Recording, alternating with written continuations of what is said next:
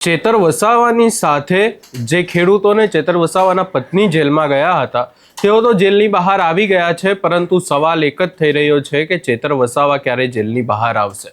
આ તમામ ચર્ચાઓની વચ્ચે હવે છોટાઉદેપુરમાં એક મોટું આંદોલન થવા જઈ રહ્યું છે। શું છે સમગ્ર મામલો એની વિગતે ચર્ચા કરીશું। નમસ્કાર, હું છું ઉજ્જવલ અને આપ જોઈ રહ્યા છો નિર્ભય ન્યૂઝ। ચેતર વસાવાની જો વાત કરવામાં આવે તો એક તરફ સવાલો એવા ઊભા થઈ રહ્યા છે કે ચેતર વસાવાનું હજી સુધી ધારાસભ્ય પદ રદ નથી કરવામાં આવ્યું। 2 વર્ષથી વધારેની સજા જો કોઈ પણ નેતાને થાય તો પછી એ ધારાસભ્ય હોય તો એમનું ધારાસભ્ય પદ રદ કરવામાં આવતું હોય છે, પરંતુ ચેતર વસાવાનું હજી ધારાસભ્ય પદ પણ રદ નથી કરવામાં આવી રહ્યું। અને બીજી બાજુ ચેતર વસાવાની સાથે જે અન્ય લોકો જેલમાં ગયા હતા, જે ખેડૂતોને એમના પત્ની શકુંતલા વસાવા, એમને જામીન મળી ગયા છે। હવે અહીંયા સવાલ એ જ ઊભો થઈ રહ્યો છે કે ચેતર વસાવાને હાઈકોર્ટમાંથી ક્યારે જામીન મળશે, ચેતર વસાવા ક્યારે જેલની બહાર આવશે। આ તમામ ચર્ચાઓની વચ્ચે હવે છોટાઉદેપુરમાં શું થવાનું છે, આમ આદમી પાર્ટીના જે પ્રમુખ છે નર્મદાના નિરંજન વસાવા, તેમના દ્વારા શું કહેવામાં આવ્યું એ પણ સાંભળી લઈએ। આપણા ડેડિયાપાડાના લોકલાડીલા ધારાસભ્ય શ્રી ચૈતરભાઈ વસાવાના સમર્થનમાં આવતીકાલે 27/7/2026 અને સોમવારના રોજ સવારે 10 કલાકે છોટાઉદેપુરના ફતેપુરા બસ સ્ટેશન પાછળ ખુલ્લા મેદાનમાં એક જનસભાનું આયોજન કરવામાં આવ્યું છે। અને સાથે જે હસ્તાક્ષર અભિયાન ચાલે છે આખા છોટાઉદેપુર જિલ્લામાં, જેમાં ઘરે ઘરે જઈ અને ગામે ગામે જઈ અમારા તમામ આગેવાનશ્રીઓએ લાખો હસ્તાક્ષર કર્યા છે।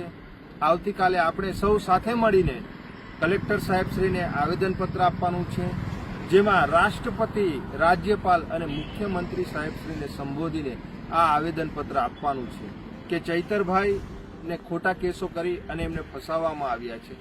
તો છોટાઉદેપુરની તમામ જનતાને અમે કાલે ભાવભર્યું આમંત્રણ આપીએ છીએ। તમામ ભાઈઓ બહેનો, અમારા યુવા સાથી મિત્રો આ કાર્યક્રમમાં સહભાગી બનો એવું આપ તમામને અમે આમંત્રણ આપીએ છીએ। જય હિન્દ, જય ભારત। નમસ્કાર। છોટાઉદેપુર જિલ્લામાં આજે ચૈતર વસાવાના સમર્થનમાં 27/7/2026 ના રોજ સિગ્નેચર કેમ્પિંગ નો આયોજન કર્યું છે। તેમાં ખાસ કરીને છોટાઉદેપુર ફતેપુરા બસ સ્ટેન્ડ પાછળ મેદાનમાં સભાનું આયોજન કર્યું છે અને અહીંયાથી અમારા આમ આદમી પાર્ટી કાર્યકરો સાથે પ્રદેશ ટીમમાંથી પધારવાના છે। ગોપાલ ઇટાલિયાજી, પ્રદેશ અધ્યક્ષ ઈસુદાનજી, સંગઠન મંત્રી મનોજ સોરઠિયા, બ્રિજા સોલંકીજી અને ડેડિયાપાડાથી માન્ય ચૈતર વસાવા શ્રીના ધર્મપત્ની સાથે નિરંજન વસાવા, અનેક આમ આદમી પાર્ટીના કાર્યકરો, આદિવાસી વિસ્તારના લોકો ખૂબ મોટી સંખ્યાની અંદર પધારવાના છે। ખાસ કરીને સમગ્ર ગુજરાતની અંદર અત્યારે આ ભારતીય જનતા પાર્ટી તાનાશાહીની સરકારની અંદર જ્યારે યુવાનોને અન્યાય થતો હોય અને શિક્ષણ બાબતને લઈને આજે ખૂબ મોટો ઉગ્ર આંદોલન થઈ રહ્યા છે, ત્યારે સમગ્ર દેશની અંદર આજે આટલી બધી ડબલ એન્જિનની સરકારની અંદર અત્યારે લોકોને જ્યારે તકલીફ પડી રહી છે, એને લઈને આજે ચૈતરભાઈ વસાવાને પણ જે લોકો માટે બોલે છે, ચૈતર વસાવાને પણ એન કેન પ્રકારે એ લોકોને ષડયંત્ર કરીને જ્યારે ખોટા કેસમાં ફસાવી આજે જેલની અંદર સજા કરવામાં આવી છે, એ બાબતને લઈ આજે સમગ્ર વિસ્તારના નવયુવાનો જાગૃત થયા અને અવાજ મજબૂત થયો છે અને દેખાઈ રહ્યું છે કે આજે યુવાનો ઝૂકવાના નથી।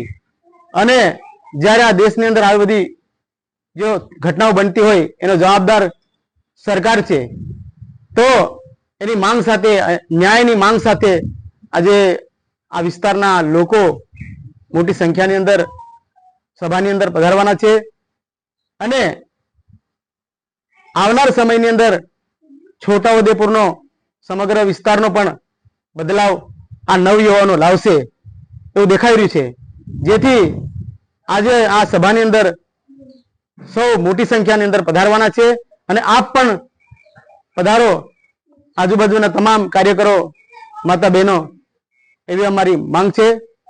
જોહાર.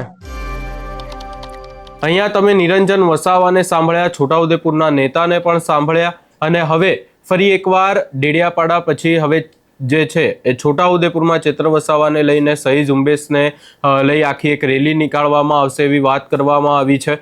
ખાસ કરીને અહીંયા જો વાત કરવામાં આવે તો અંબાજીથી ઉમરગામ સુધીના આદિવાસી સમાજના લોકો હવે એક જ વાત કરી રહ્યા છે કે આ તમામ લોકો જેલની બહાર આવી ગયા છે, હવે ચેતર વસાવા ક્યારે જેલની બહાર આવશે.